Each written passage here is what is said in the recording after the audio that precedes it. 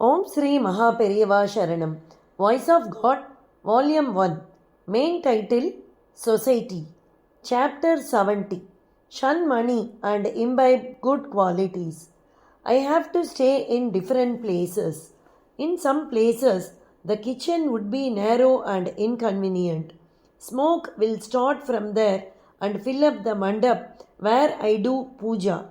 Wherever one moves in the camp of the mud, there will be smoke. If I go in search of the place where smoke will be minimum, it will be right near the fireplace in the kitchen. Therefore, I used to keep my puja near the kitchen only. Smoke starts from the fireplace and spreads all around. Therefore, right near it, the smoke is less. I had generally confined myself to moving about in villages and not going to cities. The reason is that in cities, in the name of modern civilization, unorthodox practices are too much. I thought that it would not be so bad in villages. Then, since the people of the city also persisted in inviting me, I started going to the city.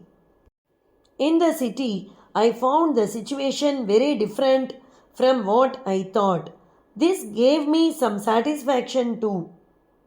I saw that interest in the Vedic ways, orthodox practices, puja, etc., were more than in villages.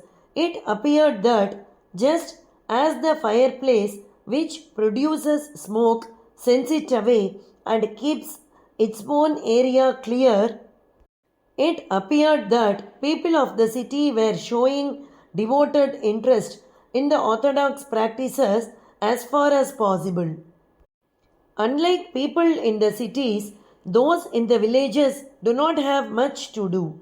It is convenient for them to follow all the orthodox practices, but generally they waste their time without doing it and without knowing anything about Shastra. People in the city have quite a lot of things to do: office work, social service, recreation clubs, etc., are more here.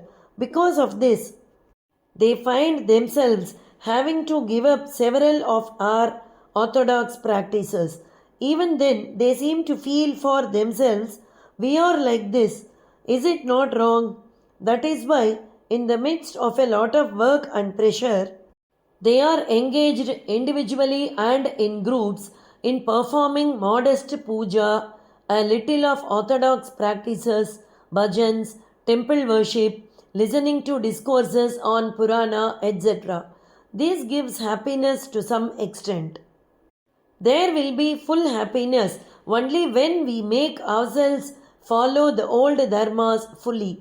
The present city life and modern civilization are the result of people going in search of mere money and worldly comforts.